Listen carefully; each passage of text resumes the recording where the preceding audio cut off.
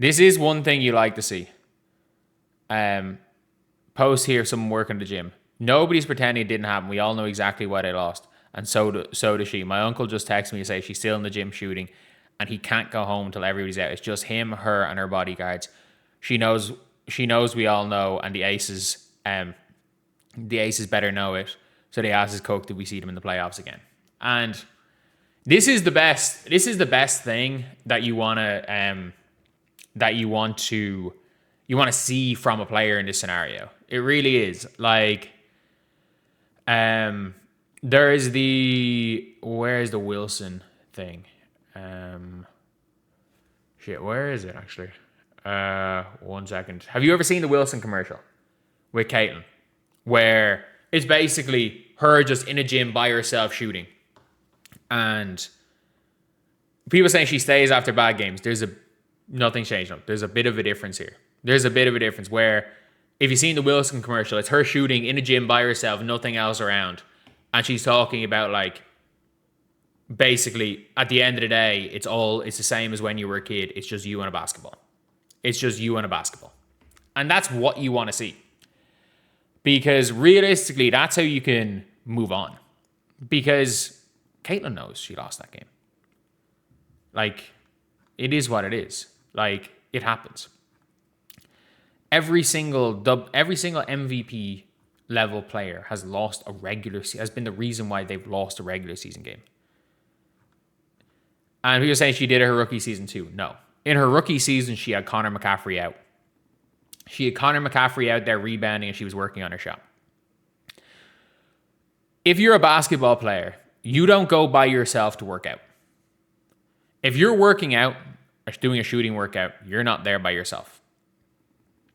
If you are on the floor by yourself shooting, you're doing that to clear your head. You're doing that to clear your head, to remember why you're here, to remember how you got to that position, and to not get over those games because that's the way you want to be. Because Caitlin Clark can shoot 1,000 free throws. She probably shoots 95% from free throws in practice. Shooting 1,000 free throws is not going to make them at the end of the game. Shooting 1,000 3-point shots is not going to make them. No amount of workouts are going to change the bad decision that she made. To pass that ball to KK. At the end of the day, it's not it says she missed 2 wide open threes, now missed 2 free throws. I mean, she missed 2 threes with a minute and a half to go in the game. To make it a 2-point game instead of a 5-point game? Like, they're very different circumstances, and they were both deep threes on the move. But at the end of the day, this is what you want to see, because there's no practice when it comes to Caitlin Clark that's going to affect anything she does on the floor.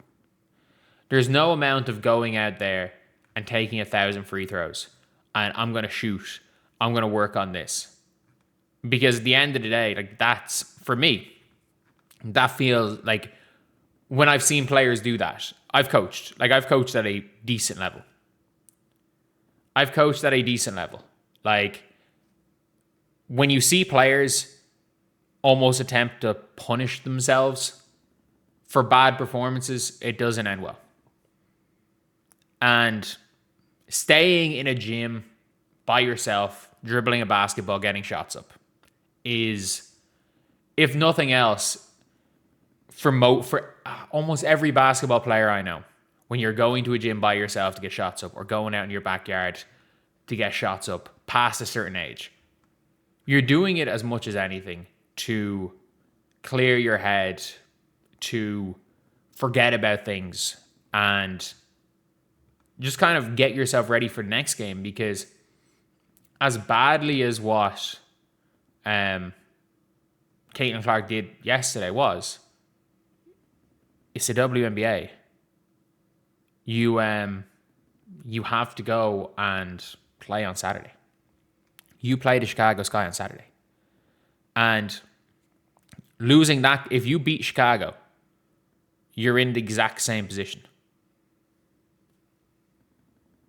So, look, when it comes to it, is it a good sign? Is it a bad sign the Fever are losing pretty much every game against playoff teams? Yeah.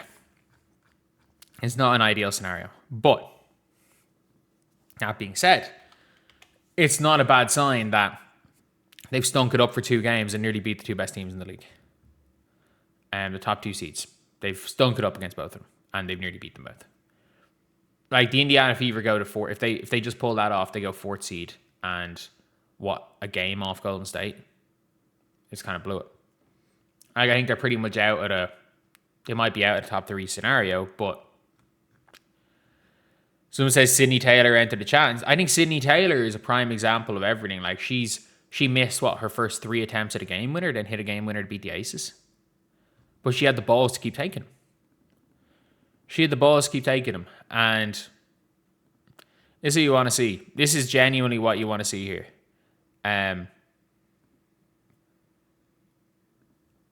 Like, you want to see, at the end of the day, like, you want to see a player that's not going to let it affect them, but that's not going to, for lack of a better word, fucking punish themselves for a loss, punish themselves for regular season games, because, look, you're not, like, that is what mentally weak players do. And I have no question about it that Caitlin Clark has dealt with the pressure of the world in all these scenarios. She has dealt with the pressure of the world on her for years. This is not the low point of her career. It's not even close to it. She has bounced back from 100 times worse performances. And let's be real, had she made one of those free throws, she's the hero. So it happens. And I have no doubt about it, she's going to step up against Chicago.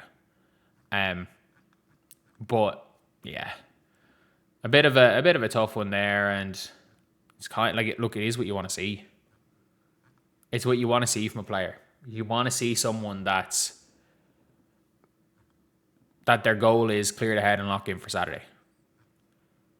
Because fans are the ones to overreact to games. That happens. There's nothing wrong with that. There's nothing wrong with fans overreacting. Like, it happens. That's the way fans are. You want players to be goldfish. You want them to not fully forget about plays, not fully forget about the games, but you don't want it to affect them negatively, especially when you're an MVP level player. Especially when you're an MVP level player. But yeah, look, a bad game, a horrendous last 5 seconds of regulation and last 15 seconds of overtime.